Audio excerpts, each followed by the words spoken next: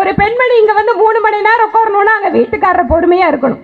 எங்கம்மா போன, கட்சியா அப்படின்னு கேட்காம, பரவாயில்லம்மா நீ கட்சிக்கு போனாலும் நல்ல காரியத்துக்கு தான் போயிருக்க, அதுவும் பிஜேபி கட்சி மீட்டிங்க்கு போனீங்கன்னு சொன்னா எந்த தொந்தரவும் இல்லாம பத்திரமா நீங்க திரும்பி வருவீங்கம்மான்னு வீட்டில் இருக்கிறவங்க நம்புறாங்க. அந்த மாதிரி எல்லாம் இருக்கிற சான்ஸ் இல்லையே. பாரதிய ஜனதா கட்சியின் விழுப்புரம் மாவட்ட தலைவராக இருந்த கலிவரதன் தன்னை பாலியல் வன்கொடுமை செய்ததாக மாவட்ட மகளிர் பொதுச் செயலாளராக இருந்தவர் புகார் தெரிவித்திருந்தார். இது தொடர்பாக பாஜக மாநில தலைவர் எல் முருகனுக்கு அவர் கடிதம் எழுதியிருந்தார். கட்சி தலைமை எந்த நடவடிக்கையும் எடுக்காததால் அவர் விழுப்புரம் மாவட்ட காவல் கண்காணிப்பாளர் அலுவலகத்தில் புகார் அளித்துள்ளார். சமீபத்தில் பாஜகவை சேர்ந்த பொறுப்பாளர் தேர்தலில் வாக்குகளை சேகரிக்க சென்றபோது பெண் ஒருவரின் தோளில் கை வைத்து தடவி சில்மிசம் செய்த காணொலி ஒன்று சமூக வலைதளங்களில் பரவி வருகிறது. என்னடி இது? அவர்களுக்கு மரியாதை கொடுக்க வேண்டும். என்னடி வாய்ஸ் இது?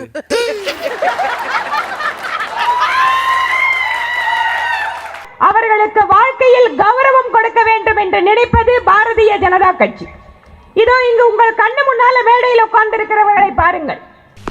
டேய், நம்ம கட்சியில சிறப்பா வரமாட்டேன்னு வம்பு பண்ண ஒரு 5 பேரை வழக்கு டைமா செத்துமே எங்க அவனுங்க? இந்த வந்திருக்காங்க. வாங்க வாங்க வாங்க தலைவரே. கட்டி தூக்கிட்டு வந்தாலும் கட்டுக்கோப்போட கால்ல விழுகிறீங்களே. எந்திரிங்க. அன்பு சகோதரிகளே, உங்களுடைய வீடுகளில் கூட உங்களுடைய மகளோ அக்காவோ தங்கையோ யார் வேண்டுமானாலும் இந்த கட்சியிலே ஒரு எம்எல்ஏவாக, எம்பியாக, அமைச்சராக மாற முடியும் என்பதற்கு பாரதிய ஜனதா கட்சி இன்று இந்தியாவிலே உதாரணமாக திகழ்ந்து கொண்டிருக்கிறது. ஒருத்தனை ஏமாத்தணும்னா அவன் கிட்ட கருணை எதிர்பார்க்க கூடாது, அவன் ஆசையை தூண்டணும். அதான் பேசிக் கூல். ஏழை எளிய பெண்களுக்கு வாழ்க்கையில் என்ன வேணும் நினைப்போம். நல்ல ஒரு படிப்பு வேணும், ஆசைப்பட்ட படிப்பை படிக்க வேண்டும், நல்ல ஒரு வேலைக்கு போகணும். அந்த வேலைக்கு போகின்ற இடம் எந்த விதத்திலேயும் பாலியல் துன்புறுத்தல் மற்ற துன்புறுத்தல்கள் இல்லாம ஒரு சேஃபான இடம் வேணும்னு நினைப்போம்.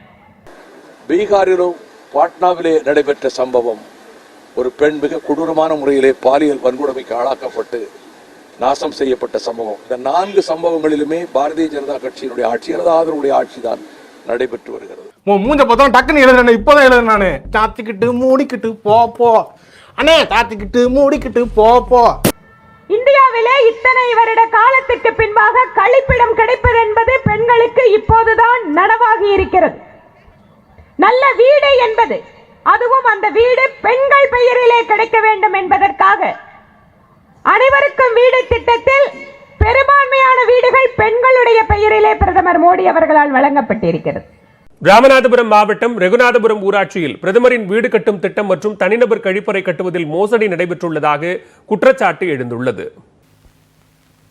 அடங்கப்பா, இது உலக நடிப்புடா சாமி. இங்க நிறைய பேர் சுய உதவி குழுக்கள் இருந்து வந்திருக்கீங்க. சுய உதவி குழுக்கள் வாயிலாக பெண்கள் இன்று வறுமையிலிருந்து மீண்டு வருவது மட்டுமல்ல, நம்முடைய பாரத பிரதமர் மோடி அவர்கள் சொல்கிறார், இந்த நாட்டிலே 2 கோடி பெண்களை நான் லட்சாதிபதியாக மாற்றுவேன் என்று உறுதி கூறியிருக்கிறார். மகளிர் சுய உதவி குழுக்கள் பெயரில் போலி ஆவணங்கள் தயாரித்து 97 லட்சம் ரூபாய் பண மோசடி செய்த பெண் மேலாளர் பணி நீக்கம் செய்யப்பட்டுள்ளார்.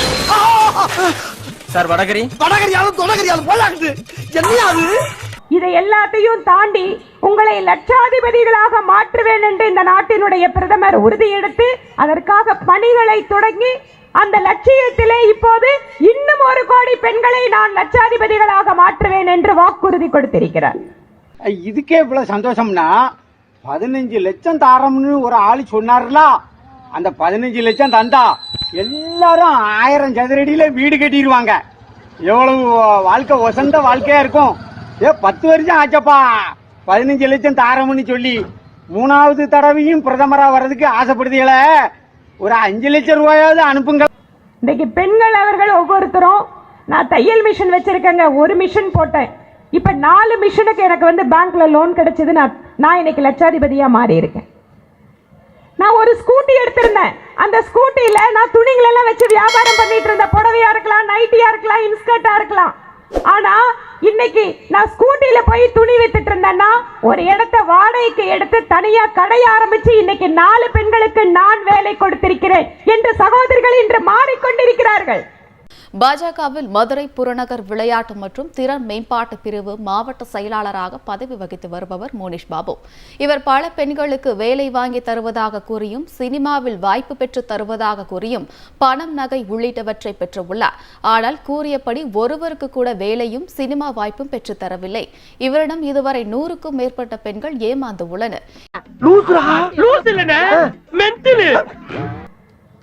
ஒரு காலத்தில் கனவு பெண்களுக்கு நாம் அடுத்தவர்களுக்கு வேலை கொடுக்கிறோமா என்பது கனவாக இருந்த சூழல் மாறி இப்போது அதெல்லாம் நனவாக மாறிக்கொண்டிருக்கிறது.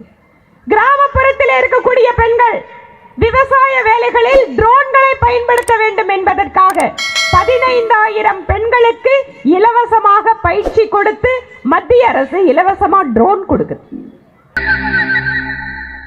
கொஞ்சம் அங்கே பாரு கண்ணா. மத்திய அரசின் வேளாண் சட்டங்களை எதிர்த்து டெல்லியில் விவசாயிகள் மேற்கொண்டு வரும் போராட்டம் 300 நாட்களை கடந்துள்ளது. மத்திய அரசு கொண்டு வந்த 3 புதிய வேளாண் சட்டங்களை ரத்து செய்யுமாறு நாடு முழுவதும் பல்வேறு மாநில விவசாயிகள் வலியுறுத்தி வருகின்றனர். சின்ன சேனலுக்கு எதாக இருந்தாலும் அது கொஞ்சம் ஆதரவு கொடுங்க. உங்கள் பொண்ணான கையை கொண்டு அந்த பெல்லில் தட்டிடுங்க. அவங்களுக்கு சப்ஸ்கிரைபர் 5-10 ஏறுனா அவங்க மனசு சந்தோஷப்படும். அவங்க வீடியோவும் பாருங்கள்.